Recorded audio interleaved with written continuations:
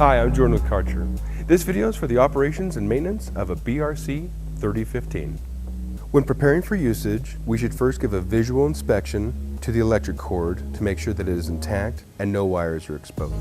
We should also check the main brush to make sure that it is free from obstructions, hair, and carpet fiber. We can make sure that there is fresh water in the solution tank. We can then put the recovery tank on top of the unit and adhere the small, clear plastic top to the recovery dome. We can transport the unit to the area of cleaning.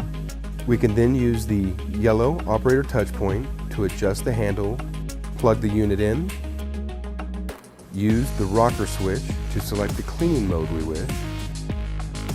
We can then engage the one single trigger to activate the brush and start solution flow. We can then pull the unit towards us and start cleaning the surface. When desired to use a hand tool, remove the small braided hose.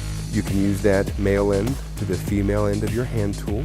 You will then take the large black vacuum recovery hose and place it inside the clear recovery dome on the right side. Well, thank you for watching our video on the operations and maintenance of a BRC 3015. And until next time, keep it clean.